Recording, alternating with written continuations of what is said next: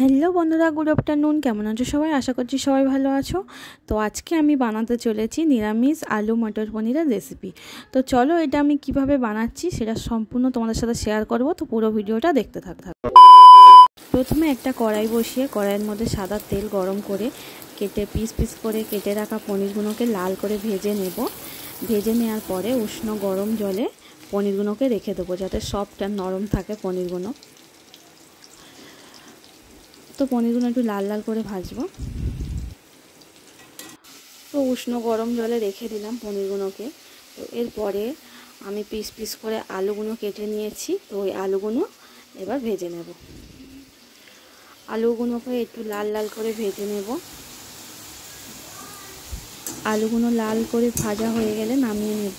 তারপরে ওই তেলের মধ্যে আমি দিয়ে দেবো একটু ফোড়ন, 5 ফোড়ন, শুকনো লঙ্কা আর তেজপাতা, আর সাথে এলাচ দিয়ে একটু হালকা নাড়াচাড়া করে নেব। ফোড়নটা একটু নেড়ে চেড়ে নেওয়ার পরে আদা বাটার পেস্টটা এবার দিয়ে দেব, দিয়ে একটু নাড়াচাড়া করে নেব।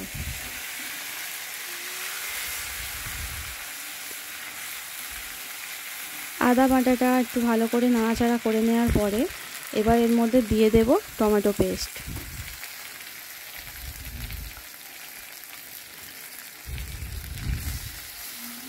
তো টমেটো পেস্টটা দিয়ে দিলাম, দিয়ে একটু ভালো করে নাড়াচাড়া করে রান্না করে নেব।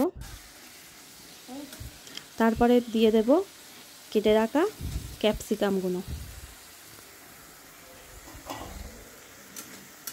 ক্যাপসিকামটা দিয়ে একটু ভালো করে নাড়াচাড়া করে নেব। ক্যাপসিকামটা দিয়ে একটু ভালো করে নাড়াচাড়া করে ভেজে নেব। তারপরে দিয়ে দেব পনির মশলা। তো চলো, এবার আমি পনির মশলাটা দিয়ে দিচ্ছি। 1 প্যাকেট সবটাই দিয়ে দেব।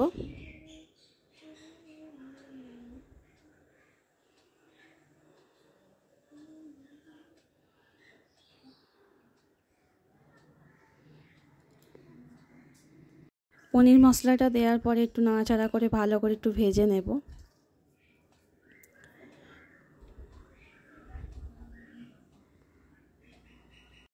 পনির মশলার মধ্যে সব কিছু প্রায় দেয়াই থাকে, তো অল্প একটু লঙ্কা গুঁড়ো মিক্স করলাম।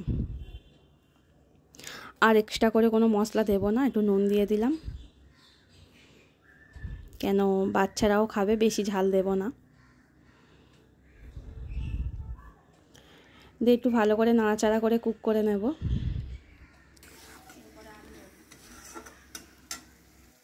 তারপরে দিয়ে দিলাম কাজু বাদাম বাটা।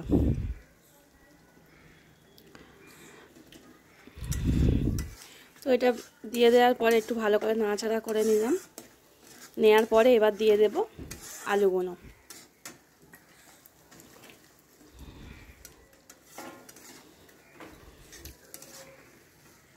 আলুটা দিয়ে একটু ভালো করে কুক করে নেব।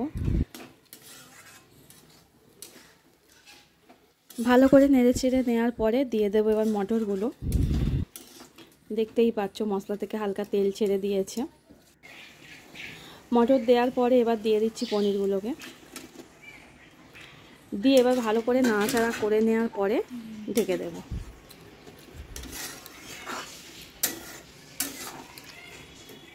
নিরামিষ এই রেসিপিটা রুটি বলো, ভাত বলো, পরোটা বলো, ঝাড়ির সাথে খাও, খুবই ভালো লাগবে, খুবই টেস্টি এই খাবারটা খেতে। তো চলো, এবারে আমি ঢেকে দেব। এটাকে অনেকক্ষণ নাড়াচাড়া করে নিয়েছি, এবার চলো এটাকে ঢেকে দিই। কিছুক্ষণ পরে ঢাকনাটা খুলে দেখলাম আমার রান্নাটা প্রায় কমপ্লিট হয়ে গেছে। তো দিয়ে দিলাম 1 চামচ ঘি, ওপর থেকে দিয়ে দিলাম। তো দেখেই মনে হচ্ছে রান্নাটা খুব সুন্দর হয়েছে। এবার টেস্ট করে দেখার পালা যে কেমন হবে। আর দিয়ে দিচ্ছি একটু গরম মশলা। তো দেখো বন্ধুরা, কত সহজে আমার আলু মটর পনিরের রেসিপি রেডি।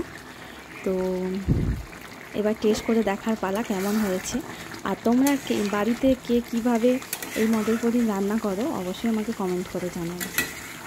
আর আমার রান্নাটা কেমন হলো সেটাও কিন্তু কমেন্ট করে জানাবে। তো চলো, এবার তোমাদের দাদাভাইকে একটু টেস্ট করে দেখবো কেমন হয়েছে। তো আমার মটর পনির রেসিপি রেডি।